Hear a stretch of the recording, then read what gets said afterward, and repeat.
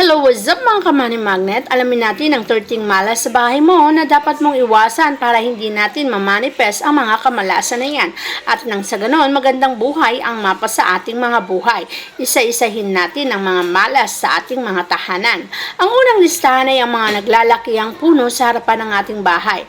Alam mo bang dapat at alam mo dapat na kapag may naglalakihang puno sa harapan ng bahay mo, mas mainam na putulin mo na to. Lalo na kung ang puno na yan ay nabablock o nahaharangan na ang bahay mo. Sapagkat kapag ganito kasi ang senaryo, ang mga positibong enerhiya na dapat ay papasok sa bahay mo ay hindi na papasok. Kumbaga nahaharangan nga siya.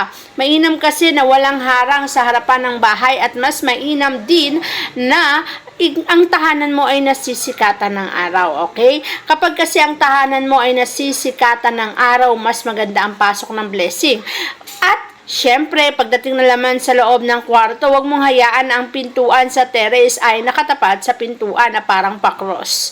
Alam mo bang pag ganito ang sistema o ganito ang pwesto ng kama na pakros ang itsura, na as in, yung gitna ng pwesto ng kama mo ay nakatapat sa pintuan, mapapintuan man yan ng terrace, main door o kahit anong pintuan ay hindi maganda.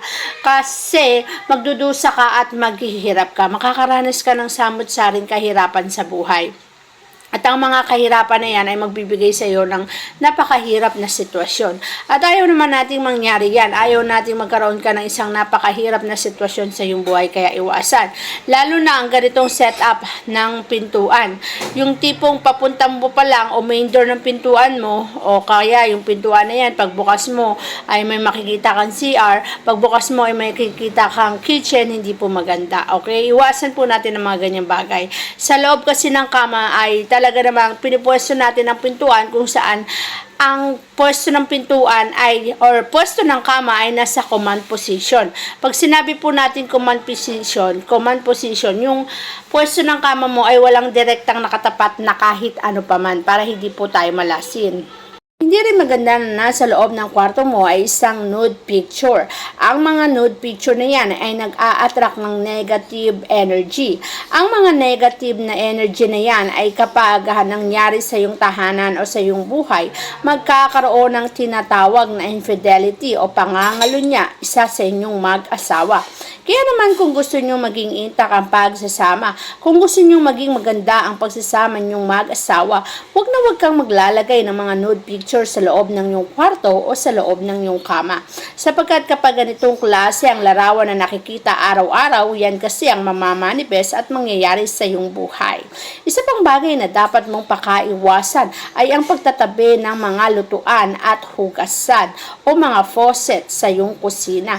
Ang pagtatabi ng mga tubig o water element at apoy na tinatawag na fire element ay magkalaban po. Ibig sabihin nito, kung ikaw ay nagiging successful at nagtatagumpay, ang fire element kasi ang binibigay nito ay success sa tagumpay. Ito ay mapapatay lamang ng tubig at mauudlot ang success na dapat ay mangyayari sa iyong buhay. Kaya naman, huwag na huwag mong pagtatabihin ang elemento ng apoy at elemento ng tubig para hindi harangan ang anumang swerte o mga promotion na magaganap sa iyong buhay. At isa pang bawal sa loob ng kwarto ay ang pagtatapat ng salamin na kitang-kita abang ikaw ay nakahiga sa kama mo. Isa rin tong senyalis na maaaring makapagbigay ng negative energy, infidelity o pangangalunya sa parte ng iyong kapareha. Habang ikaw ay natutulog o natutulog ang iyong kapareha, nakikita ang iyong katawan na nadodoble sa salamin. Ang pagdodobling ito ay maaaring mag-cause sa pakikipagrelasyon sa ibang kapareha.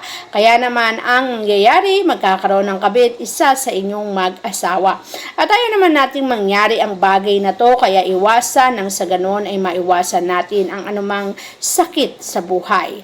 At syempre, pagdating naman sa inyong mga hagdanan, pagbaba ng hagdanan ay hindi dapat nakatapat sa hagdanan ang mga salamin. Kapag kasi baba mo ng hagdan at salamin ang mabubungaran, madalas magkakasakit ang mga taong nakatira sa iyong tahanan. Nakikita kasi sa salamin ang mga yabag ng paa habang bumababa at umaakyat sa hagdanan na yan. Ang bagay na ito ay paaaring mag-cause ng pagkakasakit, operasyon, o pagkaubos ng pera. Nararamdaman nyo ba na madalas na may nagkakasakit sa pamilya nyo? Bantayan mo ang mga salamin at pwesto nito sa iyong tahanan.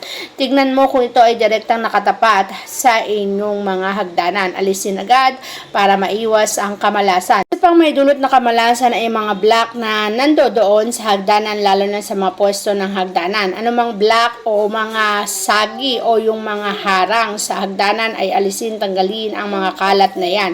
Ang mga kalat na yan ay maaari magkahantong sa kamalasan o negative energy, disgrasya, pagkakasakit o pagkaubos ng pera.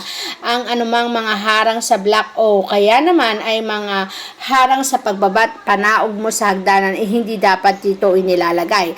Itong bagay na to ay dapat iwasan para makaiwas sa kamalasan. Pagdating naman sa pwesto ng ilalim ng hagdanan, alam kong nagtitipid tayo sa space, kung kaya madalas nilalagyan natin to ng mga bagay-bagay katulad na lamang ng mga aquarium. Ang aquarium ay may elemento ng tubig. Alam natin at palagi kong sinasabi na hindi magandang maglagay ng elemento ng tubig sa ilalim ng hagdan. Ito kasi magdudulot ng kamalasan. Ang mga elemento ng tubig na yan ay maaaring magdulot ng pagkakasakit, pagkaubos ng pera at kawalan ng kaperahan o trabaho sa sinumang taong nakatira sa tahanan na yan. Ang tubig kasi ay water element, kaya dapat ingatan at huwag ilagay sa ilalim ng hagdanan.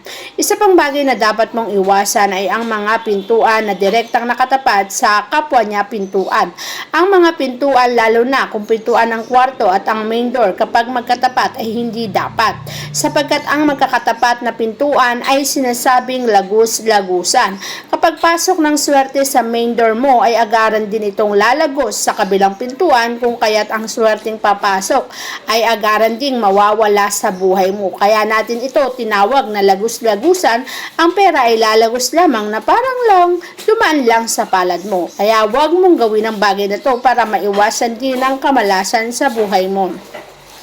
Tandaan mo rin ang anumang mga bigat sa headboard o sa kama mo ay hindi rin maganda. Mas mainam na ang kama mo ay direktang nakadikit sa wall o walang mga anumang cabinet na magiging bigat sa posisyon na to. Ang mga bigat na yan ay nagpapahirap din sa posisyon mo sa buhay. Magiging magaang pero magiging mahirap din para sa iyo ang pagdala ng mga problemang iyong kakaharapin sa buhay. Para bagang ang bigat na yan ay nagpapahirap sa iyo, kahit anong gawin mo ay talagang magiging mabigat ang proseso. Kaya alisin mo ang mga bigat na yan para hindi mangyari sa buhay mo. Ang mga salamin naman na direktang nakatapat sa kama ay isang proseso rin na tinatawag na malas sa buhay natin, sapagkat ikaw nga habang nakikita na tutulog ay makikita na nadodoble, at kapag nadodoble, ang doble rin ang magiging kapareha ng isa sa inyong dalawa. At ayaw nating mangyari ang bagay na yan, kaya iwasan ang mga ganitong setup sa bahay para maiwasan ang kamalasan.